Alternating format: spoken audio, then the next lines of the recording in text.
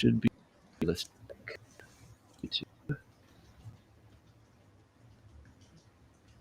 Do I sound okay and everything like that? Yep, you sound good. Okay, perfect.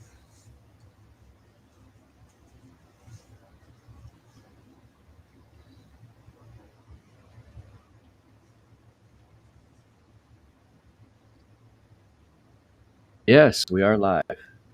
Okay. Cool. No one's here yet. No one's here. We can you see the count on your screen? I don't know if it shows you or not. As far as viewers, I don't know what you can see. What's different than mine? We got someone. Okay, yeah, I see it. Okay. Pretty soon I'm gonna have my own good setup back here. Relocating to a new office here shortly. Proper office setup. Oh, nice. Okay. Same place, same house? Yeah. Just moving upstairs to. I've been homesteading the living room.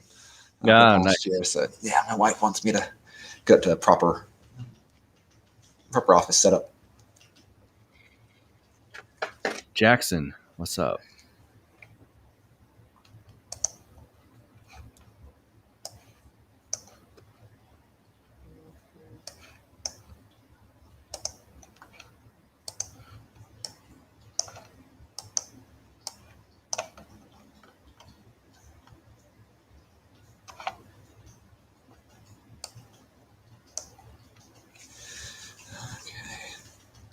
Now I see why Matt Erickson and his co-host always chit-chat for like 5 to 10 minutes. How's everything on your side of over there in Texas? Hot and good. Yeah. Thaddeus Russell's going to be here on Thursday and Friday. Great. Very nice. Hanging out. Maybe I can take him shooting. We'll see. There you go. So I saw he's looking to learn some. Yeah. And he said on Twitter it was the first time, I don't know where he's at right this minute, that he's been in a red state this whole time. And he said he loved it. There you go. Yeah. Yeah, whenever we get my Mises Panama City event or whatever it is, there's a great skeet shooting range here. And I've never done that. Oh, I've gone once and I loved it. And I want to do it more often. It's good. Yeah. It's like an 18 station setup. Okay. And it's they've got different styles of targets and things like that. It was a lot of fun. Basically, the shot. Yeah. That's what. Of course, the problem right now, they having enough ammo to properly do it. Has been an issue of late. But we're going to do the Bay GOP. We're going to do an event next March, and so we're loading up on ammo now to get ready for have some available. Nice. Mark Metz, welcome to the second live stream. Mark, you were the first one last night. His Substack's really good. Very good. Yeah.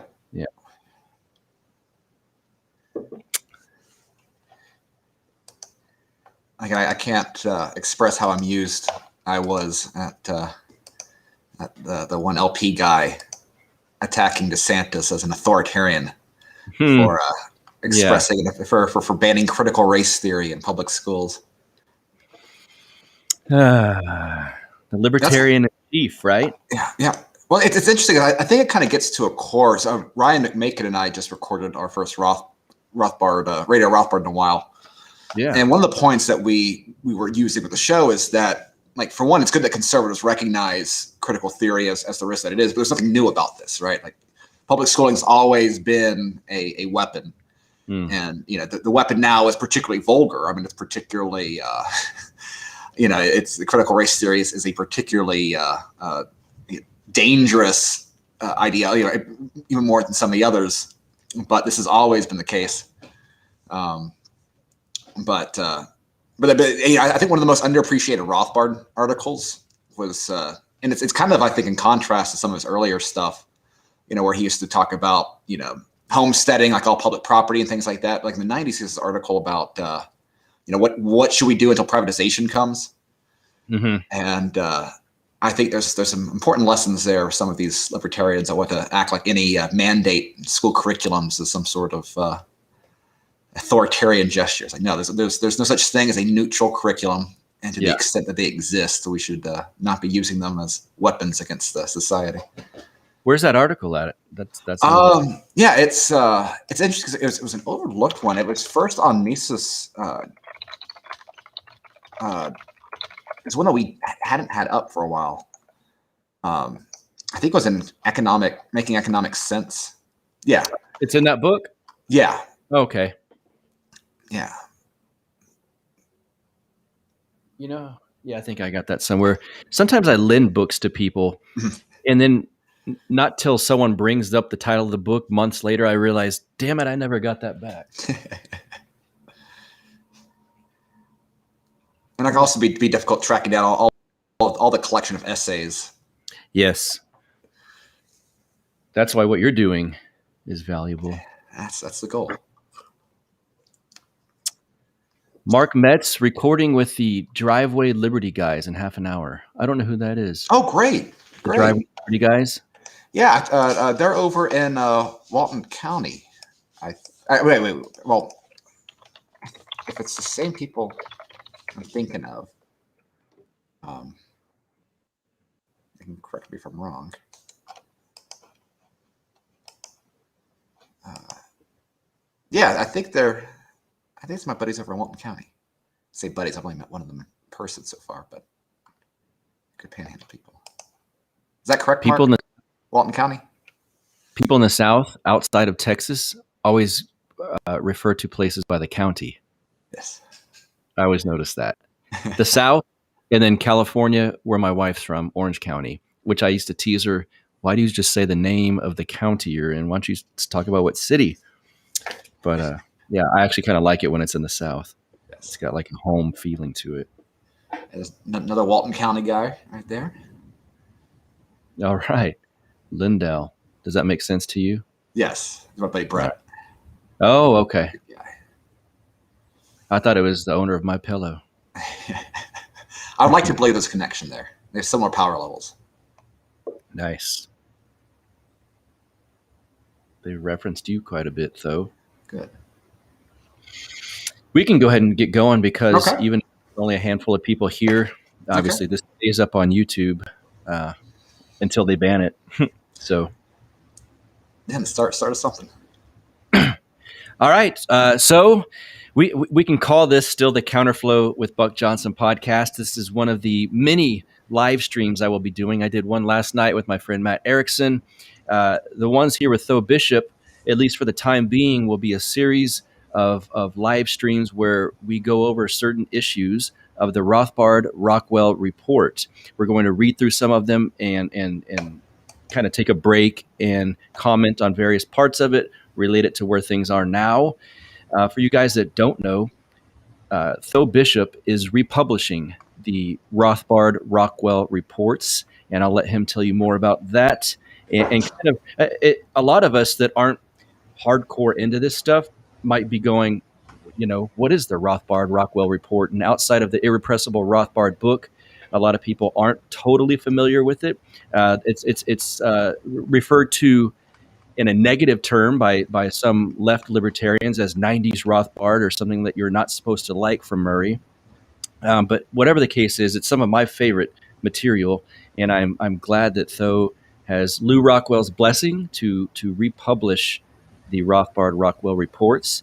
And with that, I'll hand this over to Tho and kind of let him give you an intro to what's going on with this. Yeah, well, one of the reasons why I thought this project was interesting and important is that I've been surrounded by Rothbardian content for over a decade now, and it's interesting because the paleo strategy was almost always referred to as kind of a slur and like a taboo, and obviously there's the people implicitly make the connection with like the Ron Paul newsletters, which controversial in its own right. I understand, I understand some of that. But like the Rothbard Rockwell report, like you start diving in here, and I expected there to be language that, let's just say, wouldn't have aged well. Like I thought that would because it had always had this taboo sort of atmosphere, and it's something that obviously there's not a lot of this content has not been on LRC, it's not been on Mises.org, and I kind of thought it was is there something being hidden here?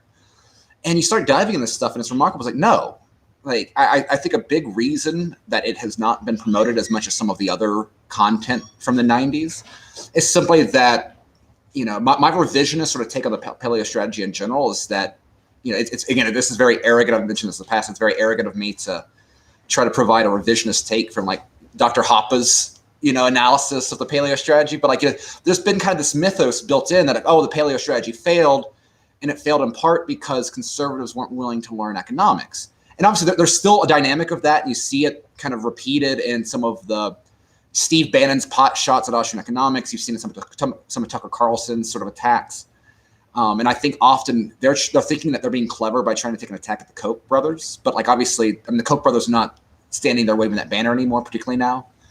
And honestly, I think it's because in 2001, during 9/11, I think that's really where any hope that, say, Lou Rockwell, for example, had in politics as a potential source of good went out the window, and understandably so, right? The left, you can make the argument that the left was perhaps a lesser evil during the Bush years. I'm sympathetic to some of that stuff, but obviously the left was never going to be our friends. And of course, the Republican Party had been completely taken over by neocons and the push for greater empire. And so I think that now with the Trump era resetting things, this is why it's important to go back and look at some of these issues. And I think that it's very interesting now. The paleo strategy was about 20 years after the 70s, which I think the 70s really are like the true libertarian movement in America. Right, you have the old right prior to that, but the 70s is really kind of the zenith of to say the libertarian movement. That's its own thing. And so here you have Rothbard and Rockwell recognizing that the movement that they have been invested in for 20 years is not good enough. Some of this is influenced by the treatment that Ron Paul faced as the LP nominee in 1988. Where he was viciously attacked for being a square, basically. How can libertarians, circle around an anti-abortion Christian doctor that's been married to one woman his entire life, right? There was this built-in cultural anti-bourgeoisie value sort of aspect of the LP, and this is and they recognize that it doesn't matter in a vacuum the ideas and any similarities in that and values they may hold politically.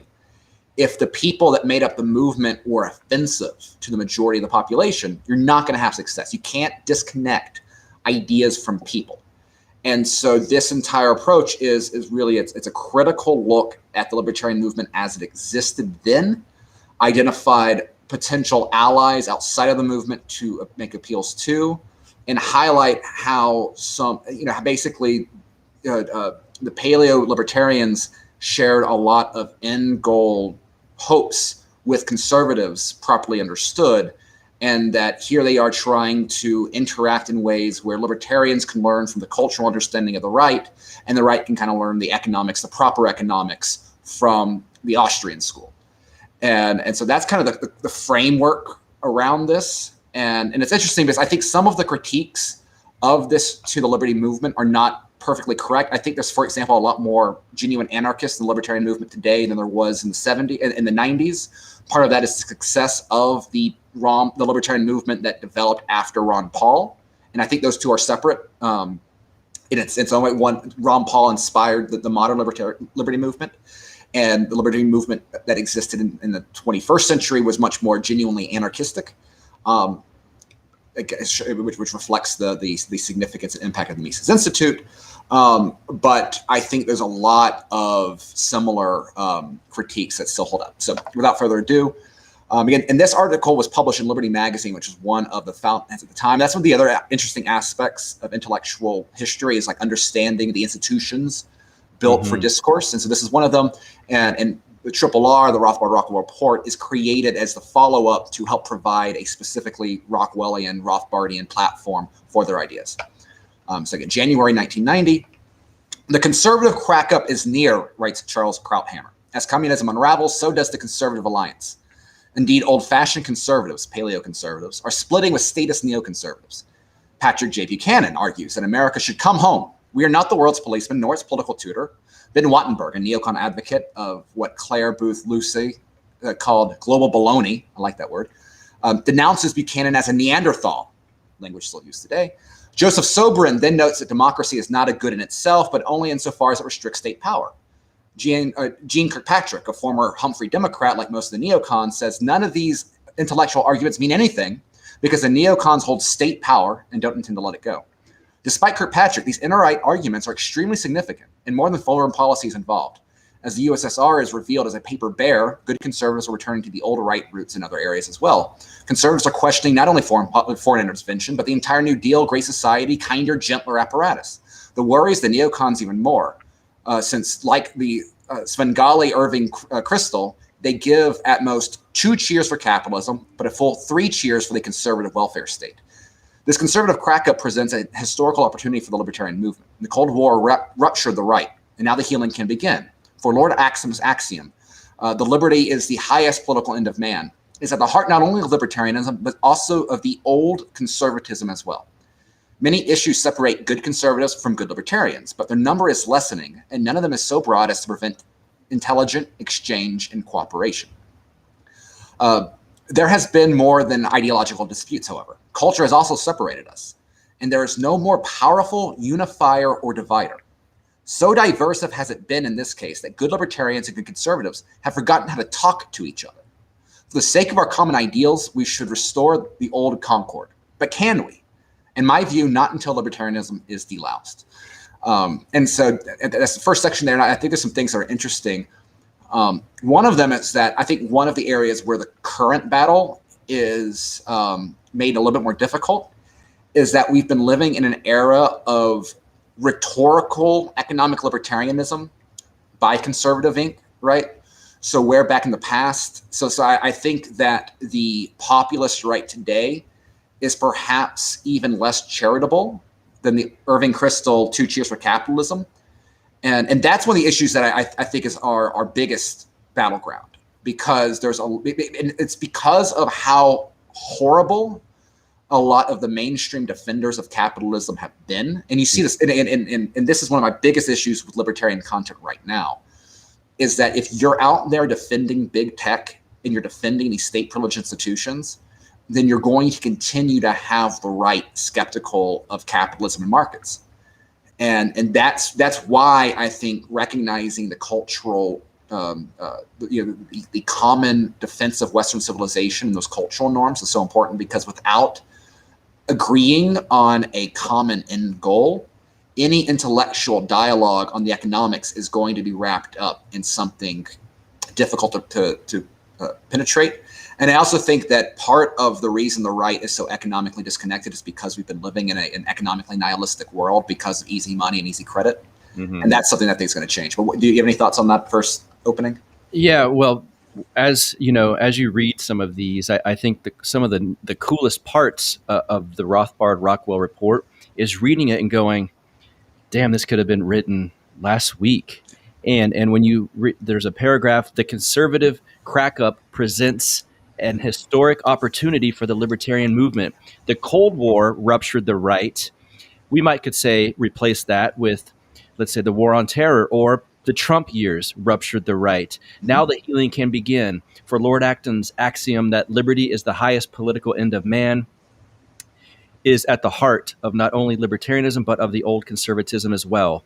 And so we had George Bush, the wars after that, everyone started to hate that.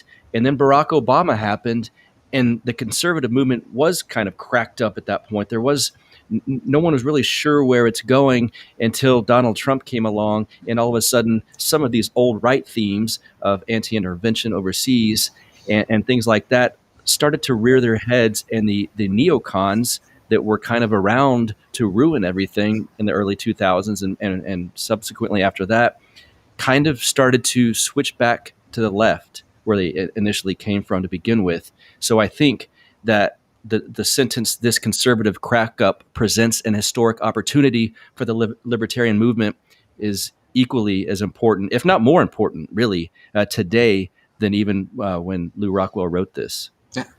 No, I agree entirely, and I think the key to both of these is that, and it's interesting because I think if you think back to 2016, it really wasn't post-war on terror yet. Like I think right now we're kind of living in a post-war on terror environment. Obviously, we still have troops out there. We're still occupying foreign countries, but and this could change quickly. It doesn't take a whole lot for this to change.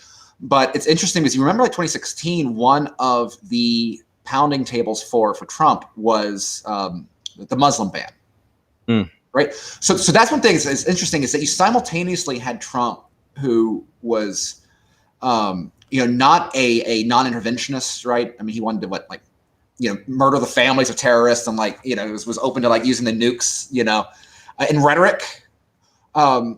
But he was obviously far less nation building, far more open to Russia, than others. And I think that the Trump years kind of helped transition the right. I mean, part of it is because of the fall of the neocons from power. Yes. But I think the Republican Party now is firmly in a post-war on terror environment, and it's precisely that, the same way it was a post-Cold War environment, that allows for these sort of conversations. Of course, the big threat out there, right? I mean, one of the dangerous aspects, and I really respect William Beatty of Revolver News, who's one of the best at pounding this point, as is Lou Rockwell and others, is China. China's the one sort of foreign policy threat that could restore sort of a neocon, Tom Cotton sort of generation of conservatives. So that's something we have. It's important, I think, not to recognize the corruptive influence of the CCP, because I think it has a lot of influence in the corporate tyrannical state aspect of things. And I think it highlights the brazen corruption of the corporate press. But at the same time, you don't want to feed the war drums of China.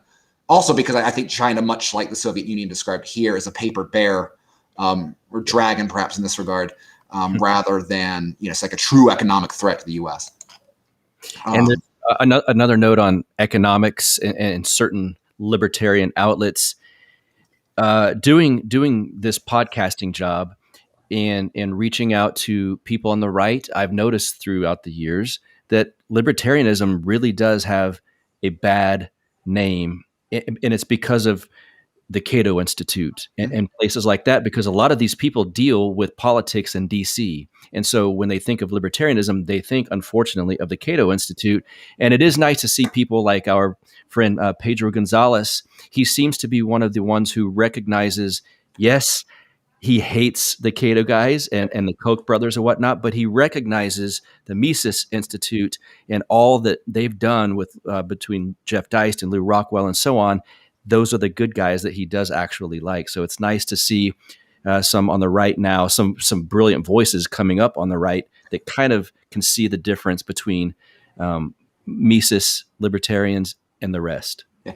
And I might be doing an event with Pedro in the not too distant future. So I'm very excited about that. So he is one of those interesting people. And one of the things I like about him is, much like myself, he's a college dropout. So he's been able to build his following outside of the institutions of power.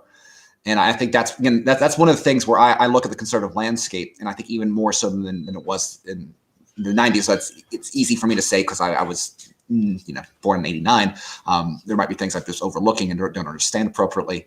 I think the conservatives recognize the true institutions of power better than they have in the past, and so whether they act on that is another thing. But so the next part of this section of this article, subtitle is "The Conservatives Are Right: Freedom Isn't Enough."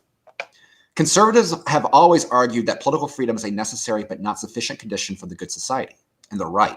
Neither is it sufficient for the free society. We also need social institutions and standards that encourage public virtue and protect the individual from the state. Unfortunately, many libertarians, especially those in the Libertarian Party, see freedom as necessary and sufficient for all purposes.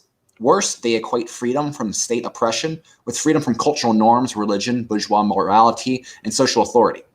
In its 17-year history, the LP has never gotten 1% in a national election, but it has smeared the most glorious political idea in human history with libertine muck. For the sake of that glorious idea, it's time to get out the scrub brushes. Most Americans agree that aggression against the innocent and their property is wrong. Although these millions are potential libertarians, they are put off by the Woodstockian flavor of the movement. Hare may have left Broadway long ago, but the age of Aquarius survives in the LP. The cultural anti-norms that mark the libertarian image are abhorrent. They have nothing to do with libertarianism per se, and they are deadly baggage. Unless we dump that baggage, we will miss the greatest opportunity in decades. Americans reject the National Democratic Party because they see it as disdaining bourgeois values. If they have heard of the LP, they rebuff it for similar reasons. The Libertarian Party is probably irreformable and irrelevant, even if it weren't. Libertarianism is neither. But unless we cleanse libertarianism of its cultural image, our movement will fail as miserably as the LP has. We will continue to be seen as a sect that resists authority, and not just statism, that endorses the behaviors it would legalize, and that rejects the standards of Western civilization. Arguments against the drug war, no matter how intellectually compelling, are undermined when they come from the party of the stoned. When the LP nominates a prostitute for Libertarian governor of California, and she becomes a much admired LP celebrity, how can regular Americans help but think that libertarianism is hostile to social norms, or that legalization of such acts as prostitution means moral approval? There could be no more politically suicidal or morally fallacious connection, but the LP has forged it. With their countercultural beliefs, many libertarians have avoided issues of increasing importance to middle-class Americans, such as civil rights, crime, and environmentalism. The only way to sever libertarians' link with libertinism is with a cleansing debate. I want to start that debate, and on the proper grounds. As J.K. Chesterton said, we agree about the evil. It is about the good that we should tear each other's eyes out. And that's just great stuff there. And again, this is the stuff that I think is still very relevant with a lot of libertarian debates as much as anything else. Because even if you hate the state, again, it is this explicitly county culture, the celebration of counterculturalism. Yes. And again, that's what drives me crazy every time someone tries to act like, oh, well, libertarianism is neither left nor right. Like we transcend all this sort of stuff. Like, I am a proud bisexual degenerate. And it's like, I'm sorry, like that's, for example, I think Spike Cohen is perhaps the best embodiment of the LP, and I don't mean that derisively. I have a tremendous respect for the way that he communicates, his willingness to engage everyone. I think that he is a great personification of like the libertarian zeitgeist. But you bring Spike Cohen to the Redneck Riviera, and he's not going to win over people. At least most people. Like, there's going to be a sect that he appeals to. That's great, and but like that's my issue. There is that you can be as competent as possible while celebrating this counterculturalism, and it creates a weight on the underlying ideas that I think are far more important. Yes, and that's kind of I became a libertarian in about the year 2000. Now, granted, I was in my 20s and I was single much of the time and available to drink and whatnot. But I kind of came up in this Reasonite libertarian world, and it seemed just like I even tried to appeal to leftist friends, like, hey, we want to legalize drugs and prostitution. And so unfortunately, when that's the party line, no pun intended, you do have this, we're neither left nor right, so we accept everything. And that's been a weakness. That's been an Achilles heel, I think. And as I've gotten older, I've now come to see this, that celebrating things that you want to be legal is not the way to go. And I wasn't forward thinking enough back then in the 2000s to find Rockwell, Rothbard, and things like that, because I just was reading Reason magazine, and I went through Cato's little course that they send you through, and I didn't realize bragging about that you want prostitutes to be the way of the world, and we can do heroin and all of these things, that's going to win a few people over, but it's the people that end up not liking you anyway. And once Obama comes along and you say, well, I'm still against Obamacare and socialized medicine, they forget about the heroin and the prostitutes, and they just write you off as crazy. And then you're sitting there with no one on your side. Yeah. So again, I emphasize this a lot lately. To claim that you're neither right nor left is probably incorrect most of the time. And then again, it certainly does you no favors strategically. Because like we as human beings, we're more than just our political beliefs. And like that's something. And then the problem is that we as libertarians, we take a tremendous amount of pride in our political beliefs, because most libertarians have done a lot of work. And we should be. we libertarians on average think about their political beliefs more than average people, and so it's natural to take pride and ownership in that. But again, it's not enough. What was the line here about arguments against the drug war are undermined when they come from the party of the stoned. Yes. Yeah, this is I think one of the greatest tragedies of Gary Johnson, because I'm fully I was very critical of Gary Johnson's presidential campaign, but I have nothing against Gary Johnson. I have a lot of respect for Gary Johnson. For one, he's a successful small business owner. He was one of the best governors in modern American history. And so trying to tear him down because you disagree with his national campaign, I think that's great. I don't like that. Mm-hmm. The problem is that he became a living embodiment. He's the best argument I've ever seen against legalizing marijuana. Yeah. And I haven't changed my views on the issue at all. But obviously there was cognitive decline between 2008 Gary Johnson and 2016 Gary Johnson. Yeah. And so that's one of the great tragedies, I think, of him generally. But the thing is the key to the paleo strategy as well is not saying that we have to sell out on these issues. For example, I think that there are very useful and important conversations to be had about, say, medicinal hallucinogens. Mm-hmm. That I think, particularly in military communities, where you have such a major mental health issue, right? I think that's an important, that's a way where you can properly frame. It's not the freedom to get stoned. It is a way of legalizing useful medicine for soldiers in this case, which is obviously a group that people, your average conservative cares a lot about. Similarly, I think that the best way of framing a marijuana sort of conversation in, say, blue-collar neighborhoods is by looking at the consequences of lockdowns on pain pills and things like that, the opioid crisis. The whole thing is you don't have to ditch any libertarian idea. It's just that you don't celebrate the right to get stoned as a social good. And that is what reason does. Like Nick Gillespie, and again, I'm not trying to take a cheap shot at Nick Gillespie, but when he had that debate with Dave Smith over postmodernism with that as the moderator, it was brilliant. I mean, it was very illustrative for him to say that he defines libertarianism as the promotion of alternative lifestyles. Mm-hmm. And I think that's one and I think that's one of the disadvantages of some of these libertarian disputes is that often we end up talking past each other in ways that are not productive. I'd much rather listen to what a Nick Gillespie really thinks and respond to it accordingly, because there is real substance there. But yeah, also to answer that one question in the chat with Taylor Bear over there. Yes, this is from the from Liberty, January 1990, predating the Rothbard Rockwell report, but the introductory article to paleo-libertarianism. He was asking if it's the article that got I don't even like saying this name, Sarwark's panties in a bunch. I would think so. I don't know that Sarwark has heard of this. Yeah. I suspect that if you read it, he would not like it. But I don't know. Yeah, and things, and what makes me roll my eyes is Angela McCardell, who again, one of the best people in the LP. I'm not thinking pot, but she was out there today, distancing yourself from paleo. It's how much of problem is the word paleo has just become I think a simplified slur rather than seriously engaging with the arguments at hand. Yes. And it's it's libertarianism plus white resentment. It's no, there's there's more to it. If I play a role, I mean, there's a demographic out there that doesn't like the empire pushing anti-right racism. That is a period of out. That's a dangerous aspect of state authority, but that's not all of it.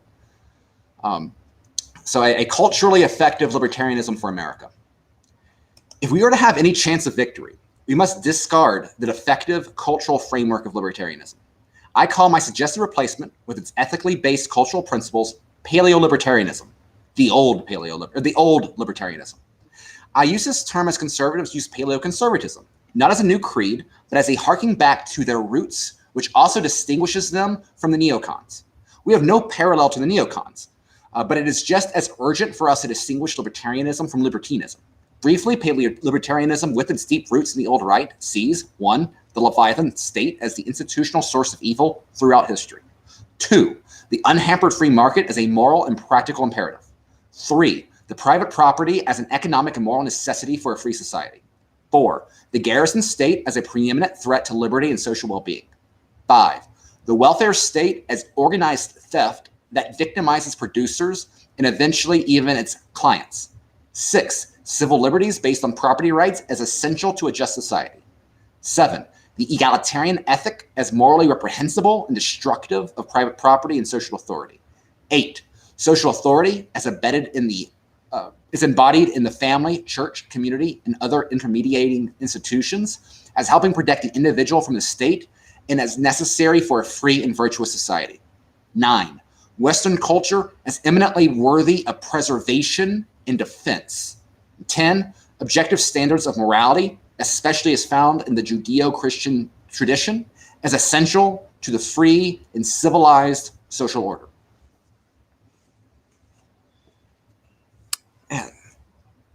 And this is interesting because I think it goes in some ways, like I like one of the things that that's really stood out to me is going back and like I think there's something to be said about the distinctive tradition of Austro-libertarianism, because like the interesting thing is that you go back and like you read Mises's political thoughts, like there's always been this sort like part of the inter-libertarian drama from like the George Mason crowds. I'm using broad brushes here. Like there's plenty of fine people at George Mason.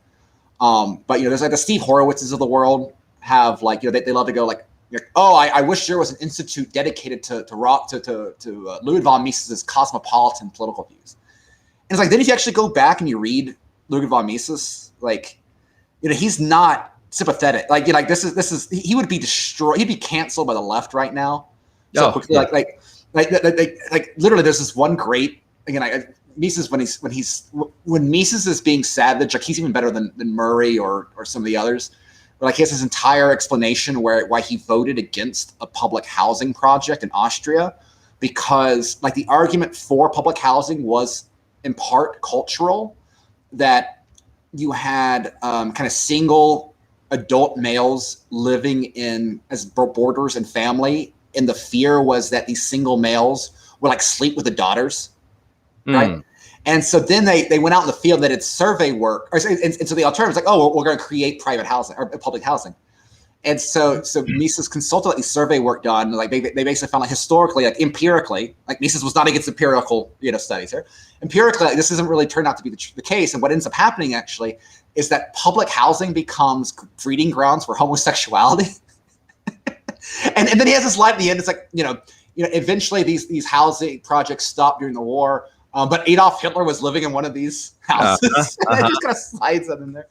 But like we get a bit like, and it's interesting. It's like Mises's views on Christianity in particular, much like Rothbard's, evolves. So like if you read Socialism, he's very dismissive of Christianity. Kind of sees it, he has a very liberal, secular sort of view on it, kind of dismissive of this old superstitions and all that.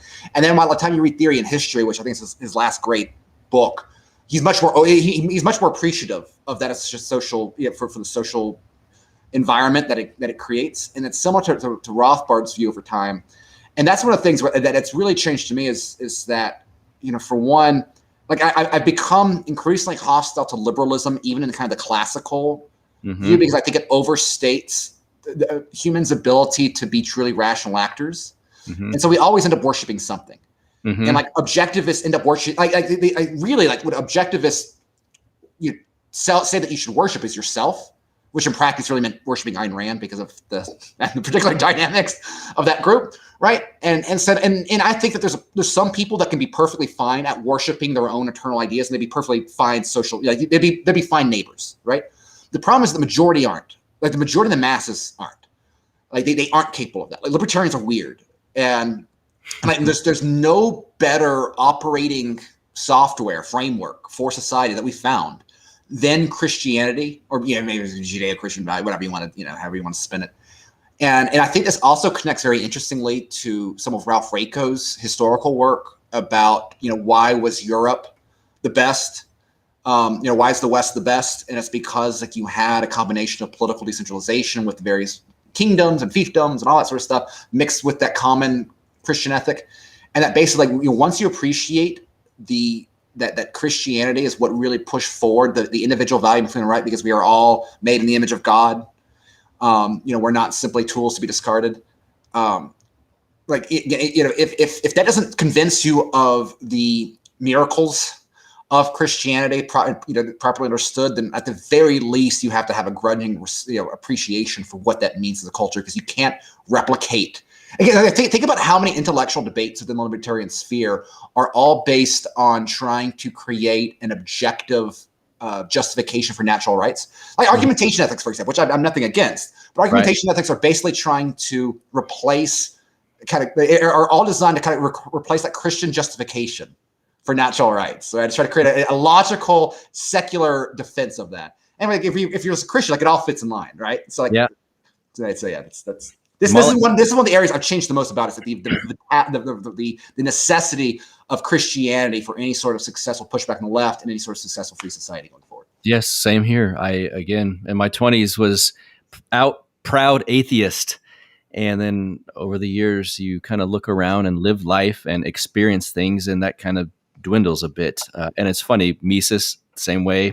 Murray, I know, at least what I think, was agnostic upon his death, but his attitude towards religion softened, certainly, over the years, as has mine. And my dad used to tell me, he's a very strong Christian and conservative. I think you guys, y'all libertarians, are basically like we are, just atheists or something like that. Y'all are like Republicans and conservatives, but without the religious part.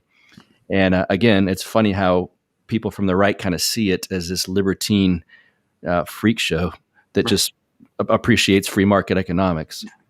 In this section in particular, it reminds me so much of Jeff Deist's Four New Libertarian speech, which I think is, the two talks at the Institute that really hit to this topic and really kind of shook my foundations was that talk. Actually, the three of them. One of them was the infamous Arizona talk. I think it was Arizona, San Diego, with Rockwell about immigration and property rights. The second one was Jeff Deist's Four New Libertarian speech, and then the other one was Danny Ajamian's The Cost of the Enlightenment, which kind of goes to some of that stuff. Okay. And one of the things I like, Jeff in that talk mentions Bionic Mosquito's blog. Yes. And that's something that we need like a Bionic Mosquito like reader. Like there's a lot of value there. Yeah. To one of the questions from Wyman Taylor Bear here, why is there even a debate on the merits of the strategy? How does Ron Paul and then Trump not clearly prove that this is obviously correct? I think this actually gets to a really good point, because I think that this goes to an interpretation of the 2012 Liberty Movement that I think is really guiding the Libertarian Party Mises Caucus strategy in a way that I think that it's misunderstood. And I think that is what leads to the LP strategy, because I think what's not appreciated, I think that a lot of people that were libertarians in the Ron Paul movement went to libertarian events and they connected with other libertarians. And so you go to like the Students for Liberty event and you go and you hear, these liberty movement speakers, right? You had the Matt Kibbe's, and you had the Jack Hunters, and you had the David Boazes, and you had this liberty circuit, and people would we made all these social media friends, and the problem is that there's a whole additional dynamic to the Ron Paul movement that wasn't like, they weren't libertarian, they just liked Ron Paul, right? Mm-hmm. It was the homeschool, homeschoolers in Iowa. Right, like it was the war vets. There was a larger, like Ron Paul was able. A lot of the Ron Paul people were big Ted Cruz people early on, and perhaps preferred Ted Cruz over Rand Paul in 2012 or 2016, and understandably so. And Rand Paul, I think I think that the liberty movement that was spawned from Ron really became the Rand Paul movement, and it failed. And it failed because for one, Rand Paul thought he was smarter than his father. That's neither here nor there. The people around Rand Paul thought that they were, and so you had this sycophantic, that's one of my biggest frustrations with like Jack Hunter. And I'm not trying to take petty shots, but like Jack Hunter, like during the Rand Paul campaign, would just write like glowing piece after glowing piece about Rand Paul, and it's like you needed someone to push back, like you. Like when Rand Paul was floundering, like he needed libertarian voices to say like, no, like this isn't working, and you didn't have that. And so like it became so much more about like, oh, well, we're going to push this whole criminal justice platform. And it's like, okay, like you're trying to win over a certain demographic that doesn't vote Republican normally. And he was trying to leverage, like, oh, I can appeal to non-Republicans. That was his approach to try to get establishment appeal. And it didn't work because it turns out that non-Republican voters really didn't care about libertarianism, no matter how many wedge issues you could find, right? And so that's where, like, I think there's a misinterpretation that, like, oh, well, the liberty movement is great because we were to have people from the left and the right and all that. It's like, yeah, you had these social events of like 12,000, 2,000 people, 3,000 people. Fine, it was great, good times. But ultimately, that wasn't the political coalition that made Ron politically viable. And more importantly, like the biggest political success of the paleo strategy with 1996 congressional campaign for Ron Paul, was that's where he got back into the game in Congress. And it's because of the right-wing outreach. And so like all the pearl clutching about like, oh, I don't like these Ron Paul news. Like, I'm sorry, like a lot of the infrastructure, like the actual machinery, like the mailing lists and all this, like you don't get Ron Paul back in 96. So that was a very close election. This was not him just storming through because he delivered all the babies in the district, right? It was a very hotly contested election, and it was because of all of the ability to build out a robust, unique movement that reached out to the right. So I think I went on a long rant on that question. But that was good. Yeah. So I'm going to combine these next two because they're shorter. So is paleo-libertarianism libertarian? The libertarian must agree with the first 6 points, but most activists would be outraged by the last 4. I actually saw a tweet similar to that recently. Yet there is nothing unlibertarian in them. A critic might point out that libertarianism is a political doctrine and nothing to say about these matters. In one sense, the critic would be right. The libertarian I don't know. The libertarian need know only one answer to one question. What is the highest political end of man? The answer, freedom. But no political philosophy exists in a cultural vacuum. And for most people, political identity is only an abstraction from a broader cultural view. The two are separate only at the theoretical level. In practice, they are inextricably linked. It is thus understandable and desirable that libertarianism have a cultural tone, but not that it be anti-religious, modernist, morally relativist, and egalitarian. This tone rightfully repels the vast majority of Americans and has helped keep libertarianism such a small movement. The conservative attack on libertarianism. None of the conservative criticisms of the political philosophy of libertarianism is persuasive. The same is not true, unfortunately, of the cultural critiques. Russell Kirk is a conservative critic libertarians find most offensive. He claims that the libertarian, like Satan, can bear no authority, temporal or spiritual. He desires to be different in morals as in politics, as a matter of principle. As a result, there is no great gulf fixed between libertarianism and libertinism. A conservative critic libertarians find more congenial is Robert Nisbet. But he too worries that a state of mind is developing among libertarians in which the coercions of family, church, local community, and school will seem almost as inimical to freedom as those of the political government. If so, this will most certainly widen the gulf between libertarians and conservatives. Kirk and Nisbet are right about all too many individual libertarians, but not about the formal doctrine, as Rothbard, Tibor Mackin, and others have shown. Yet this distinction between the doctrine and its practitioners is difficult to make for non-intellectual libertarians. I'm going to go one more. Anti-Christianity, or anti-Christendom versus freedom. 94% of Americans believe in God, yet a poll by Green and Guth showed that 27% of libertarian activist contributors do. These political scientists comment, although some libertarians, such as Murray and Rothbard, insist that Orthodox Christian belief is compatible with their political ideas, the party has certainly not done well in attracting such supporters. In fact, many libertarians are not only irreligious, but are militantly anti-religious, as indicated by extensive write-ups and comments. A later Liberty poll shows 74% of the respondents denied the existence of God. This is no surprise to the editors who mentioned that the common perception that libertarians are almost all atheistic. I do not, of course, argue that religious faith is necessary to libertarianism. Some of our greatest men have been non-believers. But the vast majority of Americans are religious, and too many libertarians are aggressive atheists who seek to portray religion and libertarianism as enemies. That alone, if unchecked, is enough to ensure our continued marginalization. The family, the free market, the dignity of the individual, private property rights, the very concept of freedom are all products of our religious culture. Christianity gave birth to individualism by stressing the significance of the single soul. The church teaches about God would have sent his son to die on the cross if only one human being had needed this intercession. With its emphasis on reason, objective moral law, and private property, Christianity made possible the development of capitalism. It taught that all men are equally children of God, although not equal in any other sense, and thus should be equal before the law. It was transnational church that battled nationalism, militarism, high taxes, and political oppression, and its theologians proclaimed the rights of tyrannicide. Acton said that liberty has not subsisted outside Christianity, and he urged that we keep liberty as close as possible to morality, since no country can be free without religion. While agreeing that it is not anti-religious, Machen says libertarianism allows no reliance on faith for purposes of understanding ethics and politics.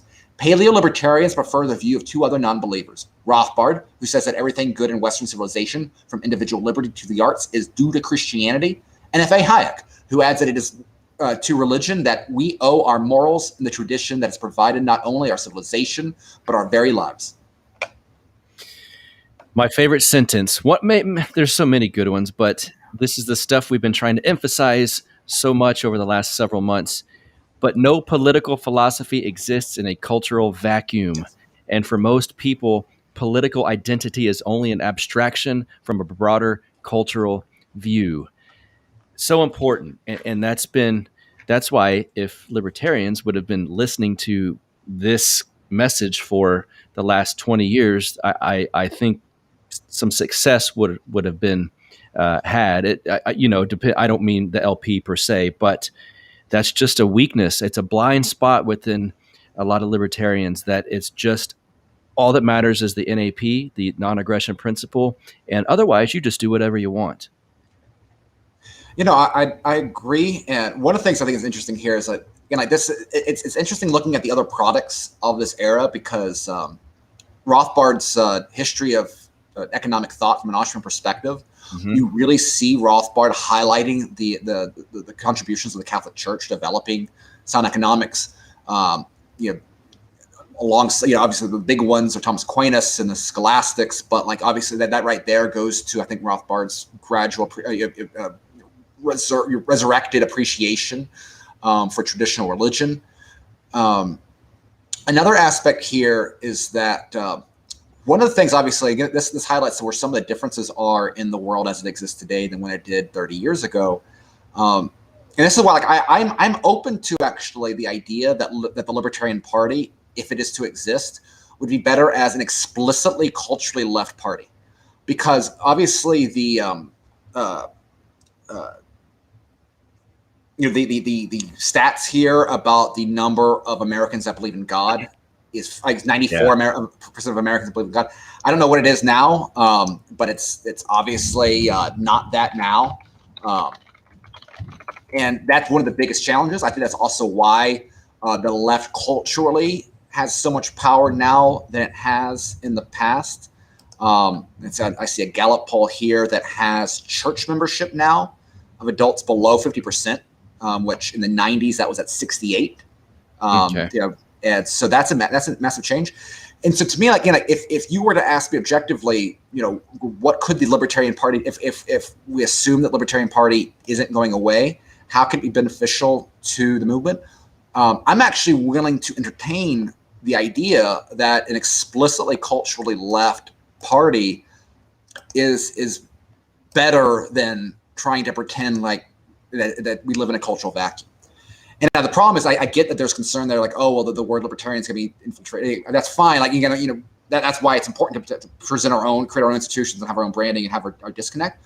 But I think that the Libertarian Party would actually be a lot more, if you're we agree on, say, these egalitarian values that I don't think will hold up and create a free society, but simply as a way of trying to compete on basically you can tell the left, hey, look, we agree on some of these similar sort of cultural norms, but we're not going to socialize the economy.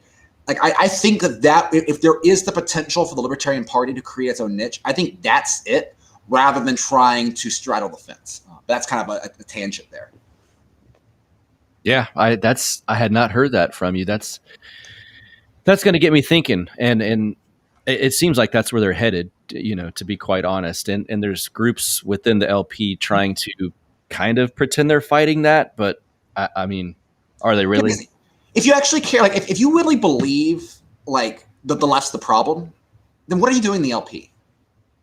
Like, if you want to like really edgelord post like anti-left stuff, then what are you doing in the LP? And like so again, that's what you either commit or don't. And again, I think that like the idea that you're going to make the LP some sort of again culturally about like radical outlet, like no, like that doesn't work. And it's like again, if the LP is going to be a party, like then really commit to something. Don't try to don't pretend you are. And that's a whole But again, I'm not trying to say the libertarian has no ability to ever be useful in any sort of meaning. My critique is to this specific LP Mises Caucus strategy, particularly if you're not willing to get serious about building political capital, like the one argument about like article about guerrilla politics. Like if you're not. Yeah. If you're going to engage with that strategy, then do it seriously, and that means something like endorsing DeSantis in Florida. But if you're not going to play that approach, then commit to a culture. Then make the culture war work for you. Don't pretend you're above it, and that's kind of where it's at now. So moving on, authority and coercion. Question authority, says a leftist bumper sticker popular in libertarian circles. But libertarians are wrong to blur the distinction between state authority and social authority. For a free society is buttressed by social authority. Every business requires a hierarchy of command, and every employer has the right to expect obedience within its proper sphere of authority. It is no different within the family, the church, the classroom, or even the Rotary or the Boy Scouts. Giving trade unions license to commit violent crimes subverts the authority of the employer. Drug laws, Medicare, Social Security, and the public schools sap the authority of the family. Banishing religion from public debate undermines the authority of the church. In a recent article, Jerome Tusil claims he's fighting for freedom by battling the orthodox of the Roman Catholic Church. There's nothing libertarian in fighting orthodoxy, Catholic or otherwise. And by deliberately confusing his prejudices with libertarianism, he helps perpetuate the myth that libertarianism is libertine. Authority will always be necessary in society. Natural authority arises from voluntary social structures. Unnatural authority is imposed by the state. Paleo-libertarians agree with Nisbet that the existence of authority in the social order staves off encroachments of power from the political sphere. Only the restraining and guiding effects of social authority make possible so liberal a political government as that which the Founding Fathers designed. Remove the social bonds, says Nisbet, and you have not a free, but a chaotic people. Not creative, but impotent individuals. And this is some of the stuff where I really like what Matt does over at King Pilled. I think highlighting order as the building block of civilization, because it's interesting. Like there's even on a certain level, like there's a Ryan Griggs who's great. He's been in the Mises Institute circle for a long time. He's does some stuff the infinite banking thing, but he used to like push back on like I used to love the Hayek article or line about how the curious task of economics is to demonstrate to men how little they know about what we imagine he can design. And like he would always kind of like poke back against that because like there's one of these part of like some of the debates that Austrians have about interpreting the work of Mises and Hayek is that like Hayek's emphasis on spontaneous order kind of misses the point. Where like Mises was like what ends up happening is not spontaneous order, but a competition of different plans, and one wins out and one doesn't. But like it's not like these things just emerge from the ether, right? And like I said, like there might be slightly scapegoating Hayek stuff. I'm not trying to do that. There are some Hayekians that really kind of take that to like weird places. But I think this kind of fits here. It fits as well here because like you have, ultimately, and this is two of the big changes that I've had politically that I've had in the way I view libertarianism. One is the myth of liberty as an individual right. It's like no, liberty is a collective right because if you're a sovereign man in an illiberal world, claims to your nap doesn't matter. Yeah. And two is that ultimately what the prerequisite for small government is self-governing individuals. And like, if you live, and this is why like people get mad about Rothbard with this police stuff, but like ultimately, if you are like the word, the San Francis term of anarcho-tyranny, like if you have anarcho-tyranny, if you have a breakdown of order and you have random crime in the streets and people aren't feeling safe, they're not going to embrace a lack of government. They may take order in their defense in their own hands. They may hire private security forces, big guys with guns, right? They may pack themselves, right? But like that's not a truly good libertarian society isn't you walking around with armed bodyguards, right? That is one way of doing it, but like, that's not really what you want in a world. Like, you have to have you have to have a high trust civilization where people trust their neighbors, where people believe that they can walk down the street. And like, if you don't have that, you're not going to live in a liberal world, no matter what the government itself looks like. Paleo-libertarians agree with Nisbet that the existence of authority in the social order staves off encroachments of power from the political sphere. Sounds like natural hierarchies, which is another thing I've been preaching about, which is one of the ways I define right wing, and that's what a lot of this entails. So that's another message I love. Yeah, some of these points are going to come up again, so I'm going to go ahead and just continue on here. The role of the family. Libertarians tend to ignore the essential task of the family in forming the responsible individual. The traditional family, which grows out of natural law, is the basic unit of the civilized and free society. The family promotes values necessary for the preservation of a free society, such as parental love, self-discipline, patience, cooperation, respect for elders, and self-sacrifice. Families encourage moral behavior and provide for proper child rearing and thus the continuation of the race. Chesterton said the family might loosely be an anarchist because the origins of its authority are purely voluntary. The state did not invent it, and neither can it abolish it. Yet the state attacks the family through perverse economic incentives. As Charles Murray has pointed out, federal welfare policy has been largely responsible for the 450% increase in illegitimate birth rates in the past 30 years. The most vital function the family performs, Chesterton thought, is that of education. But beginning with the establishment of public schools in the 19th century, which sought in Horace Mann's phrase to turn local citizens into national citizens, the state has attacked the educational function of the family.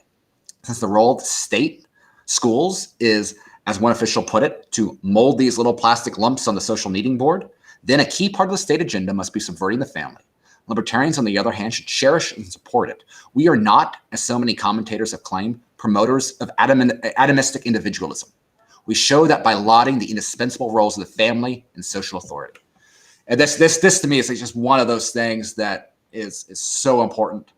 And again, I think this is one of those things where that it goes directly to where some of the interesting aspects, like, I think if the state is going to exist, it should have a pro-natalistic bent. Like we should be, I mean, this is why, like, you see interest in like the Hungarian policies. Because like, it was, to the extent, because like the state is never culturally neutral. And so to the extent the state exists at all, its bias should always be towards the support of family structure rather than hostility to it. Unfortunately, there's been so much baked in that tries to, as this section highlights, break up that building block of family structures in society. And this is one of the things, maybe a silver lining from the COVID year. I think a lot of families on the right kind of sense this a little bit more now than certainly just a few years ago. Yeah, absolutely, and that's why, again, like the education side of it, and that's what the battle over critical race theory. If it simply becomes kind of a one and done battle, then it's a loss. But I think some of the biggest, most radical gains in policy had tended to be from the education side. Like I know that the pushback to Common Core really expanded a lot of local control over curriculums, and of course the left had attacked it like, now you can challenge your state your high school curriculum, and you can have creationists putting in scientific illiteracy, stuff like that, and it's like, yeah, I don't necessarily want to send my kid to a school that preaches like young earthism. That's fine if that's what you want to do, but that's not necessarily my preference. But like, obviously they're the far, like that's not the real threat out there. Right. And also this is one of the points that Jeff makes in his Forward New Libertarian article, is that it's the importance of, and I really see this when I look at the lens of like local politics, is the importance. You always have like those established families, and it's and within those families you tend to have kind of two different camps, right? You always have a certain elite that is state subsidized. Typically those are very politically connected companies, such as it's always construction businesses that end up doing the roads and all the public works. So like there's always a group of your community elites that have a vested interest in who controls where tax dollars are going. They're not always bad per se, but that's always there. But the other side is like, you want to have a network of influential people that can stand up when someone higher up is trying to do something bad. Like, I mean, I know one of the biggest defenders that we had pushing back against the COVID nonsense here in Bay County was a very successful doctor. And he could do that. Like he had some luxury there because he was a man of means. He had some, he wasn't worried about losing his job and being destitute, right? Like he could speak freely. And so you always want to have those natural elites within your community that are ideologically driven for the preservation of the values of that community, because the alternative is your local government caring a lot more about some big corporation they're trying to court. That's one of the biggest issues we have here is that, we have so many politicians here that don't sound like Bay County Republicans because they're afraid of offending someone. And like, that's just the sort of weaselness that's what the Republican Party has to just go to war with top to bottom. Is anyone afraid to sound like their community because they're trying to court some sort of foreigner, in this case, blue state corporations. Yes. So you, sorry, I like that. In other words, the unity message within one party is not one you'd be spreading. Right. No, divide and conquer. Right. Exactly. I want scalps. And that's, I'm not interested in you. Because particularly, like, again, if you have identified your group by like values you appreciate, then the people who are opposed to your group are obviously going to be worse, right? Like there's going to be if they were worth being in the in group, they'd already be in the in group. Right. Now, I do think it's interesting within that particular thing. I mean, I think that the blowback to the New Hampshire drama is going to end up strengthening the Mises caucus. Like, I don't think it's going to weaken them. I think it's going to, certainly that movement. I know there's another political axiom out there that basically politics is defined by who your enemy is, and I think that the worst thing the LP National could have done is make Henchman or whatever his name is, Bishop Henchman, as evil, as villainous as Sark, and they've done that. And so I think the Mises caucus is going to benefit from the stupid drama this past week. Problem is, again, congratulations, you're taking over the LP. Yeah. Okay. Next section here. Hatred of Western culture. Culture, says Matthew Arnold, is to know the best that has been said and thought in the world. For our civilization, that means concentrating on the West. But the left, from Stanford to New York, denounces Western culture as racist, sexist, and elitist, worthy more of extinction than defense. Those who defend Western culture are called ethnocentric by leftists who equate Dizzy Gillespie with Bach, Alice Walker with Dostoevsky, and Georgia O'Keeffe with Caravaggio, and who teach our children such bosh. They seek to construct a cultural canon that is sexually and racially balanced, meaning unbalanced in every other sense. Yet on these cultural matters, too many libertarians agree with the left. Libertarians have come to catch up with the American people, who are fed up with modernism in arts, literature, and manners that is really an attack on the West. Consider the outcry against the government-subsidized pornography and sacrilege of Robert Mapplethorpe and Andre Serrano. The people knew it instinctually that America's tax-funded art establishment is devoted to offending bourgeois sensibilities. Yet the typical libertarian newsletter was far more upset with Jesse Helms' correct position on this outrage than with taxpayer funding for the National Endowment of the Arts, let alone with blasphemy or obscenity. Art, like morality, consists in drawing the line somewhere, said Chesterton. Paleo-libertarians agree and make no apology for preferring Western civilization. Pornographic photography, free thinking, chaotic painting, atonal music, deconstructionist literature, Bauhaus architecture, and modernist films have nothing in common with the libertarian political agenda, no matter how much individual libertarians may revel in them. In addition to their aesthetic and moral disabilities, these art forms are political liabilities outside Berkeley and the Greenwich Village. We obey and ought to obey traditions of manners and tastes. As Rothbard explains, there are numerous areas of life where the pursuit of custom eases the tensions of social life and makes for a more comfortable and harmonious society. Albert J. Knox said that in a free society, the court of taste and manners should be the strongest institution. He called it the only court of undebatably competent jurisdiction. In this court, many libertarians stand condemned. I could hear this in Lou Rockwell's voice as you were reading it, and Taylor Bear said, "Goddamn, I know it's been said, but I can't believe this was written 30 years ago. It sounds like 3 weeks ago." Oh, this is so good, and I can't agree more. And some of these painting or some of these artists that are mentioned here, I believe one of them. So yeah, Andres Serrano was the Piss Christ thing. Robert Mapplethorpe, I believe that he had like a genuinely like it is like child porn. Yeah, he was very Keynesian. Yeah. Yeah, like so again, like we literally had taxpayer subsidized child pornography and satanic aesthetics. Yeah. And again, like that's a problem. And again, I have no problem seeing like Nick Gillespie in his smelly leather jacket, like writing defenses of this at the times. Like, oh well, I don't really care about the we really shouldn't be funding this, but the real threat is right-wing political correctness silencing these great artists. Right? It's very easy to see this. You see it, I think, pop up now with the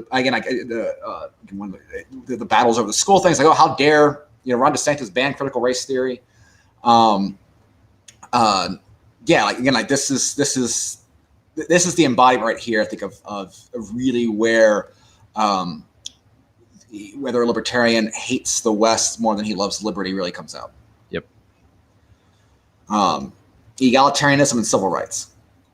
Most Americans despise civil rights, and rightfully so. At one time, civil rights meant the rights of the citizens against the state, says Sober. Now it means favored treatment for blacks or some other minority at the expense of everyone else. Yet because so many libertarians are themselves egalitarians, they are either blind to this issue or purposely ignore it. Paleo-libertarians suffer from no such liability. They reject not only affirmative action, set-asides, and quotas, but the 1964 Civil Rights Act, New Hampshire Libertarian Party, and all subsequent laws that force property owners to act against their will. State-enforced segregation, which also violated property rights, was wrong, but so is state-enforced integration. State-enforced segregation was not wrong because separatist is wrong, however. Wishing to associate members of one's own race, nationality, religion, class, sex, or even political party is a natural and normal human impulse. A voluntary society would therefore have male organizations, Polish neighborhoods, black churches, Jewish country clubs, and white fraternities. When the state abolishes the right of free association, it creates not social peace but discord. As Frank S. Meyer wrote, the multifarious adjustments of the relations of human beings, sensitive and delicate, and above all, individual in their essence, can never be regulated by government power without disaster to a free society. But the existence of such institutions is a scandal to egalitarians. Congressman Ron Paul, the 1988 presidential campaign, was attacked by libertarians for opposing the tax-financed Martin Luther King holiday based. King was a socialist who attacked private property and advocated forced integration. How could he be a libertarian hero? Yet he is, for egalitarian reasons. Too many libertarians also join liberals in using the charge of racism to banish nonconformists. It may be scientifically false to believe, for example, that Asians are more intelligent than whites, but can it really be immoral? From a libertarian perspective, the only immorality would be to seek state recognition of this belief, whether correct or incorrect. From a Christian world viewpoint, it is certainly wrong to treat someone unjustly or uncharitably as a result of racial beliefs. It is also wrong to treat someone unjustly or uncharitably because he's bald, hairy, skinny, fat. But can it be immoral to prefer the company of one to the other? Black liberal William Raspberry recently wrote about the newest slogan in Washington, D.C. It's a black thing, you would understand. This is race conscious in a healthy sort of way, says Raspberry. But show me a white with it's a white thing, and my attitude changes, says Raspberry. A congressional black caucus is legitimate, but a congressional white caucus would be unthinkable. Black is beautiful is permissible, but white is beautiful is a slogan of bigots. Oh? There's something wrong with blacks preferring the black thing, but paleo-libertarians would say the same thing about whites preferring the white thing, or Asians the Asian thing. Paleo-libertarians hold no utopian vision of social relations. We seek only to stop the state from interfering in voluntary actions. And of course, this might be about the most controversial part of this entire article, but I think it speaks precisely to the success of the egalitarian ethos, where anything in here would be controversial. Yes, and I think it feels, and maybe it's the bubble I'm in, but it feels like this is less controversial than it would have been, I don't know, maybe just even 5 years ago, with the summer of rioting and the BLM stuff thrown so much in the face of your average American watching the news on TV. I think there's been a little bit of pushback, even within some kind of mainstream aspects of society, against some of the insanity of identity politics. No, I agree, and this is where I think is the most important issue in the political sphere generally, and it helps fuel some of my views on the opportunity that exists here politically.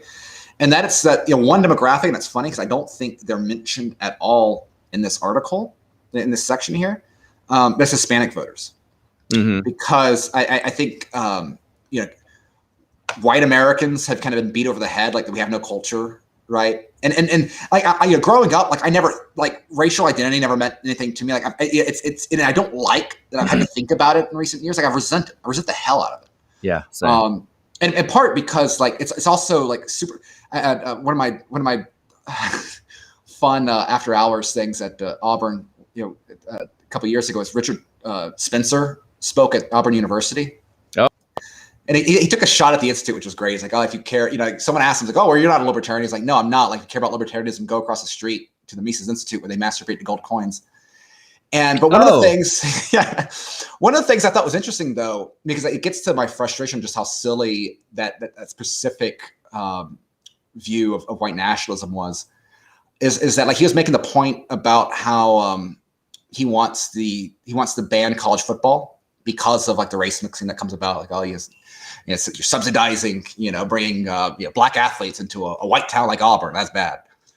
And things like, so I stood up and I mentioned, like, look, Richard, I understand that you're a Yankee, but here in the South, college football is a major point of tradition. I have conversations with my brother and my sister. They don't care about politics or economics the same way I do, but like we can always talk about football. It's a common language, and it's something that transcends generations. I can, growing up with my father, like, he was able to tell me stories about, going to football games with a grandfather. Like that is, and this is like, there's some Republicans that obviously never grew up as sports fans. And so they have taken the demonization of sports and kind of run with it as like, oh, yes, it's the bread and circus stuff. But like, no, like sports matter because sports create intergenerational tradition, and they also create small talk. And small talk is one of those things that we take for granted as one of those building blocks of civilization. Because if you don't have sports to talk about, you don't have movies, you don't have TV shows, culture's politicized, then what do you end up talking about? The weather? Like, you don't have so many conversations of the weather at the water cooler. And so what you do is you further alienate your workspace, right? And so so then that only further divides people within a community based on things where they can comfortably talk about go dogs. Where you can comfortably talk about politics. And that's dangerous. Like, you need to have non-political conversations, and sports has always played a role in that. But it's again, like, that's the whole thing, though. So if you homogenize white culture and you're looking from like a Yankee viewpoint, then it's perfectly fine to dismiss football because Duke didn't have a good team. It's like, right. Yes, and that's always bugged me as well. The instinct to be anti-competition it comes from the left, in my opinion. And so I cringe when I hear libertarians try to act like we should be so above watching a stupid, the phrase sports ball drives me absolutely nuts. It's just these like beta male hipster people that say that. And so again, let's look who we're aligning ourselves with here with that. And I was going to talk something else, but yeah. If you can't interact with normal people because you so fetishize like your niche ideological beliefs, that's not a sign of intelligence. Right. That's a sign of social defect. Yep. And that's fine. Like, there's nothing, I mean, we all have flaws, and there's some people that are very, on the spectrum, right? And that's fine. There's nothing wrong with that, but it's not something to celebrate like anything else. We should be celebrating our defects. Crime and coercion. I think this is going to be our take back the streets section. Libertarianism is widely seen as anti-force, but force will always be necessary to defend against wrongdoers and to administer justice. Libertarianism opposes aggression against the innocent, not coercion in general. The state has always been the primary aggressor, but there's also private crime. As the breakdown of social authority invites statism, so does the absence of coercion against real crime. If crime goes underpunished or unpunished, as is typically the case today, immoral behavior is rewarded and encouraged, and therefore increases. Liberals and some libertarians tell us to be soft on crime because much of it is caused by white racism. But if that were the case, given concentration camps, property seizures, and widespread bigotry, we would be threatened by Japanese wildlings. In fact, crime is a result of moral evil, a conscious decision to attack innocent lives and property for immoral motives. For that reason, even more than deterrence, crime must be punished swiftly and harshly. And although a libertarian criminal justice system would make use of restitution as well, the present state monopoly over the production of domestic security is a failure. The streets of our big cities have become the realm of barbarians, if that is not a libel against the Visigoths. In New York City, reports of home burglaries are filed and forgotten. In Washington, D.C., violent muggings elicit police and prosecutorial yawns. Like all bureaucrats, police, prosecutors, and judges have no incentive to respond to consumer demand. In this case, would-be consumers of protection against crime or justice against criminals. There is no consumer sovereignty when the state has a monopoly of fighting crime, and when the only crime it treats seriously are those against itself, counterfeiting, tax evasion, etc. I know a woman who lived in an Italian working-class enclave surrounded by Cleveland slums.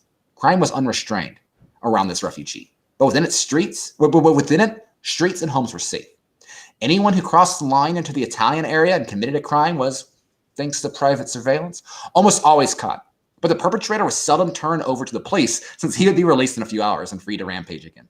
The criminal was punished on the spot. And as a result, there was almost no crime in this neighborhood. Although hardly an ideal system, it was rough justice and eminently libertarian. Yet many libertarians would oppose such a system, even though it was a response to state failure, because the criminals were black. Paleo-libertarians have no such reservation. There should be equal opportunity punishment. And again, this is clearly, I think, some of the most controversial articles by Lou and Murray. In Lou's case, it was his article on the Rodney King riots, published in the Los Angeles Times, where he basically makes the point that, filming I was going to say George Floyd, which I don't want to go down the line. But that filming Rodney King created more basically created more damage than the beatings itself, because the idea is that Rodney King was kind of he was guilty. I'm not going to necessarily go that far, but you clearly see here, they were living in a time of political violence. We take it for granted, kind of how some of these things are really you really did. You had big cities were crime-ridden hellholes. And you're seeing this return now, right? So this is right before Giuliani in New York City, and that's why I really think it's interesting reading, listening to Malice talk about New York City, because even though obviously he's an anarchist on the comps and as well he should be, he recognizes that this is bad, right? He's moving to Texas because you have people in the subways listening to music.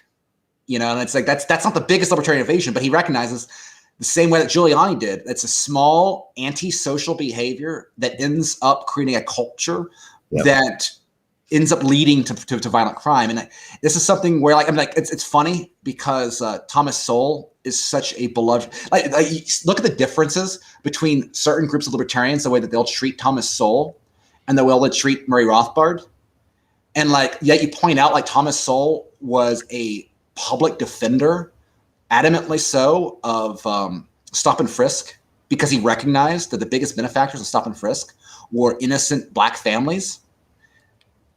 For some reason, they don't quite use the same criticisms of Rothbard's take back the streets as they do Thomas Sowell. Funny how that happens. That is, yeah. It's they're looking through a specific lens there, I think, when they do that. Well, there's a lot of libertarians that, and this is something that Jeff Dyson and I have talked a lot about, is that there's a lot of libertarians that have a leftist utopian view of humanity. Yes. That humanity is fallen not because of our innate nature, but because of social failings. And so therefore, it is simple enough to simply excuse differences in crime rates among African-American communities and Asian communities purely because of the systemic racism that white America has imposed upon blacks. But again, I think that as used in this example, is that like there's no community in America that has been more victimized in modern society than Asian Americans, particularly Japanese Americans, right? I mean, literal concentration camps in the 1930s amongst the most celebrated. I mean, consider how differently FDR is treated than Andrew Jackson or even Thomas Jefferson now, right? George Washington, all that. Put in concentration camps with people living today still there. Just widespread Asian stereotypes, and obviously the Asian community doesn't have the same results. And why? And it's because the difference is the way the state subsidized the destruction of the Black family. Yep. That you did not have the same impact on the nation. And so again, it's not embracing any sort of racially deterministic thing. I think it's always a very silly move to go to. But it is recognizing that we can't simply blame the patriarchy or white supremacy for all the problems that exist in these communities. You're not doing them any favor. You're not doing anyone any favor. All you're doing is victimizing a bunch of innocent people. Yep. Well put. Paganism. This is fun. The return of paganism. Paleolibertarianism is unabashedly pro-man. It argues, and how can this be controversial, that only man has rights and that public policies based on mythical animal or plant rights must have perverse results. Environmentalists, on the other hand, claim that birds, plants, and even seawater have the right to be protected from energy production and other human activities. From the snail darter to the furbush loosewort to wilderness as a whole, all deserve state protection from the production of goods and services for mankind. Environmentalists claim that nature was in perfect balance before the modern era, and man's damaging economic development must be repaired by returning us to a more primitive level. Leaders of England's Green Party idealized the level of economic development between the fall of the Roman Empire and the coronation of Charlemagne. In other words, the Dark Ages. Friends of the Earth characterized the Industrial Revolution and its enormous increase in standards of living as a vicious worldwide strip mining. Earth first, says back to the Pleistocene. The de-Christianization of public policy has resulted in an environmental movement that is not only anti-capitalist, but pro-pagan. Paganism holds that man is only a part of nature, no more important than whales or wolves, and in practice, much less important. Christianity and Judaism, on the other hand, teach that God created man in his image and gave him dominion over the earth, which was created for man's use and not as a morally valuable entity in its own right. The natural order exists for man and not the reverse. And no other understanding is compatible with a free market and private property, and therefore with libertarianism. Environmentalists worship at the altar of Mother Nature, sometimes as in the Gaia movement, literally. Too many libertarians join them, proving Chesterton's guide that people who believe in nothing will believe in anything. Paleo-libertarians are unapologetic about referring civilization to wilderness. They are likely to agree with Knock that I can see nature only as an enemy, a highly respected enemy, but an enemy. Politically, we need not be shy about being pro-man. Few Americans are willing to sacrifice their property and prosperity to satisfy pagan delusions. I love this stuff. Yes. Maybe there must have been something bigger going on back then with paganism, I guess. But this was certainly, I enjoy reading this because it just puts me back. I wonder what because it's some of these are you can find some similarities as today. But I would say out of all the sections, this was the one where I was like, interesting. I didn't think it was like that back then, but I guess I would not know. No, it's interesting because if you look at the 90s, the biggest, so in the early 90s, overpopulation was treated the way that global warming is today. And it's interesting. So like in Peru, they just had elections with Fujimori, the daughter of Fujimori, I can't remember the first names, versus a non-woke Marxist, and the non-woke Marxist won by the narrowest of margins.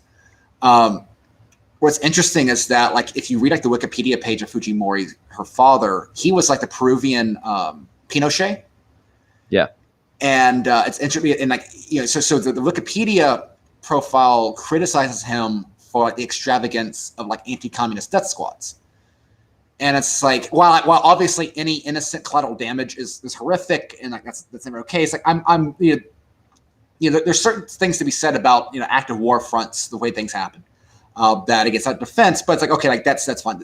What they don't mention, and what makes Fujimori, in my opinion, probably worse than Pinochet, is that Fujimori engaged in sterilization programs in the mountains with the indigenous populations.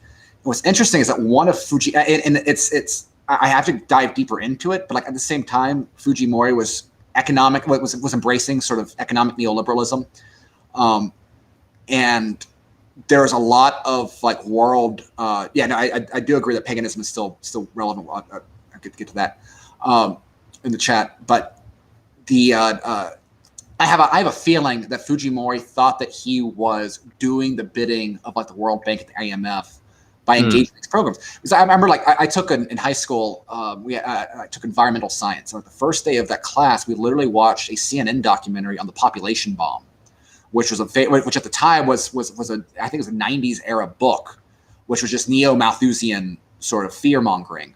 But like that was so baked into the political scene within that time. And I think that going forward, you see this play out with obviously the climate change crowd. You see it with like the the morons that are figureheads of science in the U.S., Neil deGrasse Tyson and some of these folks, like they're very much is Earth worship. I mean, Greta Thunberg's the obvious one, but it really comes at it as a hostility to human life, and it's interesting because like these same sort of like racial justice warriors will be on the side where like when in practice that means that Africans can never have air conditioning. Yeah.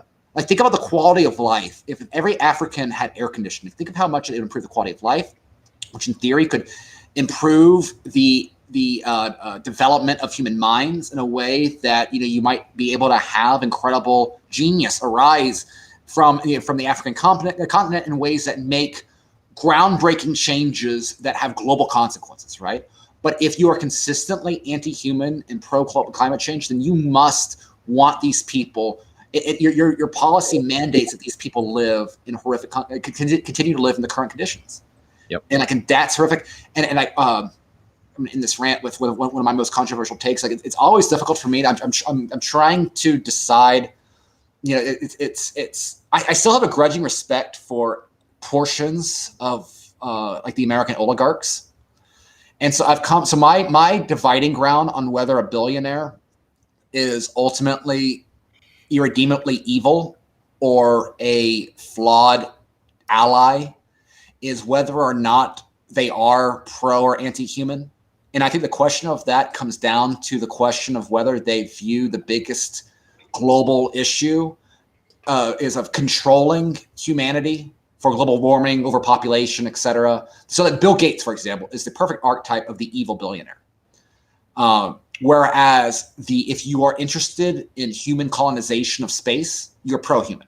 And so even Jeff Bezos, who has a lot of companies that I disagree with, has a lot of views that I find dangerous, says a lot of things I dislike, he is pro-space exploration. I wish he wasn't doing it with government-funded money. That's neither here nor there. But he's pro-human colonization. And so therefore, I consider Bill Gates infinitely worse than Jeff Bezos. Same with Elon Musk. Peter Thiel has his kind of own weird kind of like defy aging sort of position, which that's like, I like Peter Thiel for other views, but that's kind of an interesting one in its own right. But like that, what is the pet project of a billionaire? Is it human control or is it human exploration? And if you're on the latter, then there's still hope for perhaps more overlapping there. That's my long rant.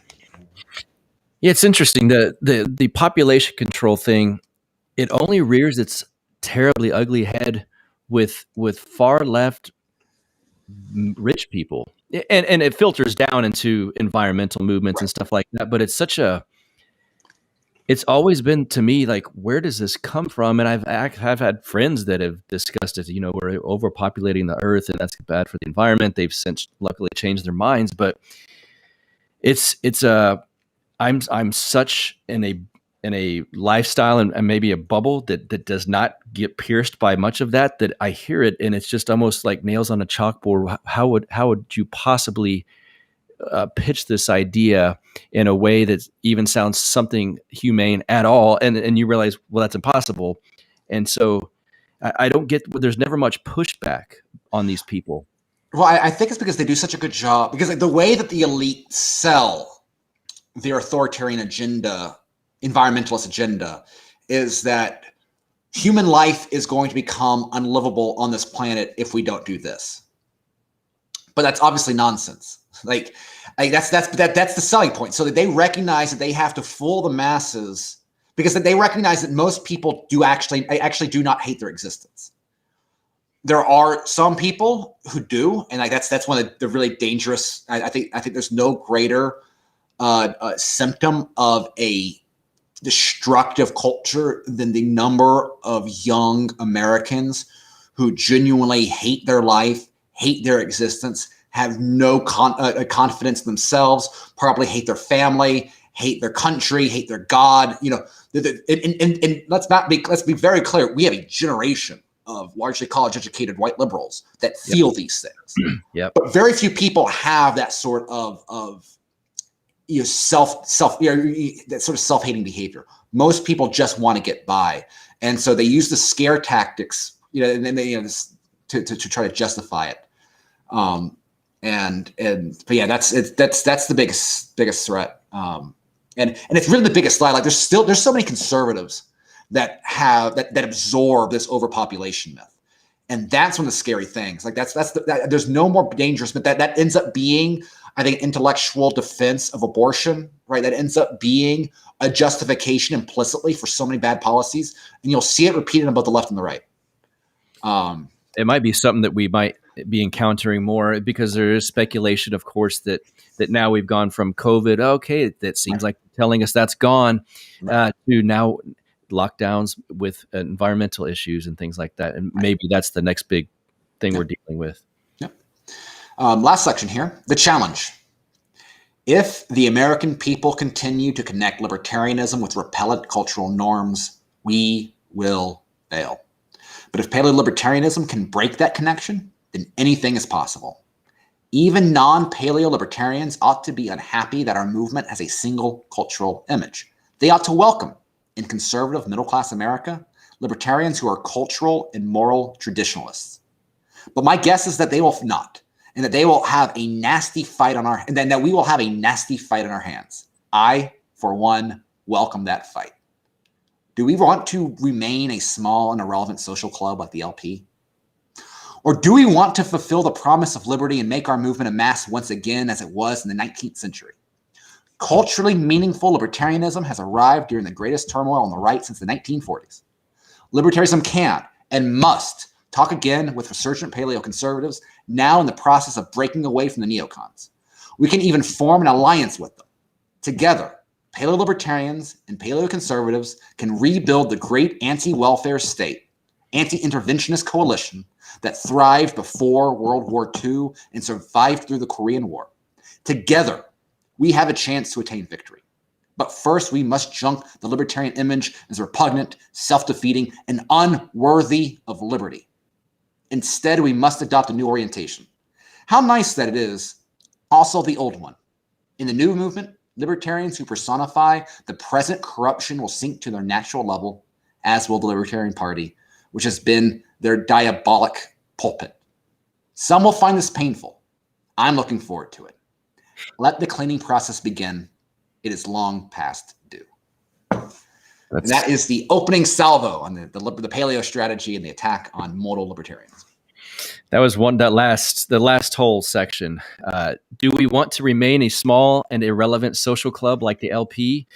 Well, unfortunately, I think there's a lot of them that the answer would be yes to that, just based on my experience over the last 21 years, basically. Think of how many libertarians that start podcasts rather than engaging in their city council. Yes. And it's because they don't want to talk to they think that they are better than their neighbors. Not everyone, obviously, painting a broad brush, but like there's so many libertarians, and I think this is part that I think this is something that underlies the entire approach here, is that libertarianism is that a culturally neutral libertarianism is self-evidently a good thing. And the problem is that most people don't believe that. Like the idea is like, oh, well, they would be libertarians if only they knew better. Mm-hmm. And because it implies that libertarians are, and it's like, no, like if you're only familiar with libertarian philosophy, then you're not smarter than, you know, a conservative that disagrees with you, or even a leftist that disagrees with you. Mm-hmm. And that's one of the things that I've noticed is and part of it is because like you see so many, in my opinion, this is my own projection here. You see so many libertarians that I think fail to appreciate just the history of the own movement and some of the weaknesses that have popped up. And I think it's because the majority of libertarians know history, but they don't actually learn from history. The lessons that they draw from history are the ones that have been packaged for them. So you have a libertarian historian like Murray Rothbard, who will tell you about a historical anecdote from a libertarian perspective. And therefore, they'll know the facts in a script that fits a libertarian ends, but they don't actually, they can't actually read, like, but then it creates, you know, this, and I'm not going to say that Rothbard does this stuff, like, you know, I think any effective ideological history does, but like you start seeing these characters that bind, like, are they a libertarian hero or a libertarian villain? Right, like the entire, like this complex human existence, you know, becomes framed by your ideology, and like you always assume that you are more rational than the ones that have made mistakes in the past, and that's, I'm sorry, like again, humanity is a lot more complex than this, and like, there's a lot of wisdom that is out there from people that we disagree with, and we need to take that seriously. And we have stuff that we actually can learn from people we disagree with. And again, there's so much of libertarianism that prefers the comfort of patting ourselves on the back and talk about, like, you know that great wicked burn that we just had on that one person that, you know, doesn't even know that taxation is theft. And it's like, you know, there's a role for, you know, social camaraderie and sort of in-group sort of inside jokes and memes and all sort of stuff. That's all great, but it can't be enough. Not if you really want to make a change. Not if you really care about persuasion in shaping society around us, rather than feeling comfortable in your own skin. And that's, again, and I think this is why, you know, you can very, I think you can read this, and you can understand why it was so viciously attacked by so many people. You can also do like some of my favorite stuff in the Triple R, and this is kind of one of my favorite things, but just Rothbard's material in general, is that like some of it is just so trashy, and I mean that in the best way possible. It's tacky perhaps is a better word there. Where like there's like a full on gossip column in like Triple R. Yes. The ear. And like, yeah. The first issue of the Triple R, you know, there's this gossip column. Yeah, it's just great. Like, you know, read that gossip column. Read that one. By Sarah Barton. I'm on leave. She's just got a. Oh, she could. The Donald Trump one? No, she couldn't do the column this month because she's on leave for a grandbaby, which is yeah, that's great. So family matters. So like in literally the first edition of the Triple R, there's gossip about how David Koch played a role in Donald Trump's divorce, and it's about how David Koch, like Trump was at a David Koch event, and Ivanka calls, and and Donald Trump's there with like Marla Maples, his mistress, and so Ivanka calls, and David Koch, I guess funny just picturing like David Koch like answering the phone. I don't know how that really worked. And like David Koch kind of gives out a nervous sort of chuckle because Trump's there with his mistress. And Ivanka took it not him being nervous, but him laughing at Ivanka. And it's like that's what caused like the Donald Trump divorce. It's like it's one thing for Donald Trump to go out there like you know get having a little side piece. It's another thing for people in society to be mocking Ivanka. Uh-huh. And then it ends with some sort of great, like, just like, you know, never let it be said that David Koch never did anything or something. You know, and it's just, so like, understand, like, you know, you combine this sort of very countercultural, like punch in your face sort of message that stands up front, like a lot of people's cultural, and then you add it with just like enough of the pettiness, which was always there at Rothbard, right? Yes. You know, love it or hate it, like it's something you can't disconnect from Rothbard. And so I can understand why there's an element that why the enemies within the movement really hated Rothbard and Rockwell, but they're still right. And like the people that they're attacking almost always deserved it. And this is exactly why. And because of that division, and because, and it's in part fueled by that hatred, that created the Mises Institute and this entire, like, lack of a better word, strong, unique Austro-libertarian tradition, because it's precise, because like that's the entire story of the Institute, right? Is it being separated out from the libertarian movement as a whole and creating something, very tightly around very certain tradition. And that's exactly what the paleo-libertarian strategy is doing, is taking activism and taking it out of the broader libertarian movement and creating it as a separate entity. And I think that is something so important for keeping intellectual movements and traditions strong, is dehomogenization. And like that's what this does. And again, it's great stuff. And again, the relevance now, there's so much here that just, again, could have been written last week. And where I don't think you've said yet the name of your Substack and where people can find it. So the first two articles from this tradition are at Rothbard, RockwellReport.com. I'm creating a side space separate from the Substack that will be kind of easy, because I like Substack for just the purposes right now, collecting email addresses and publishing certain things. I'm going to be publishing another old paleo article today, or this week, and I'm finishing up a new case for paleo libertarianism, which is going to be me, an original work there. And so I'm going to use the Substack in particular to highlight specific articles that I think are meaningful. But the goal is to then have this side site on which, when that's done, it will be what that domain goes to, which will simply be a chronological order of the Triple R content. Because most of the stuff you can only find on oons.com. Yeah. And like, oons is like, Facebook will not let you share an oons link. Like oons.com's lifespan, like that's one of the most vulnerable. So I mean, Ryan Macon and I will joke that, we'll know that Mises is okay as long as LouRockwell.com is still functioning. Right. Like oons.com is oons.com is the canary to the LRC coal mine. And then LRC is like the domino that'll fall next. But it's important to have this stuff protected in something that will not be taken down. And again, it's fun. It's so rewarding to see so many people interested in this stuff and engage with it. And the beauty of it is that, my task and the task of anyone interested in this stuff is that we're not having to originate anything new. We don't have to be better than who we are, and we don't have to have an inflated self of our own sense of our own intelligence. We are building off of the shoulders of giants. We are building off of the Misesian, Rothbardian, Rockwellian tradition, and we should, that is our legacy. We are not creating something new. We are building off of better people than us, and that is what gives us, that is a strength. Was Lou Rockwell excited to have you republish these?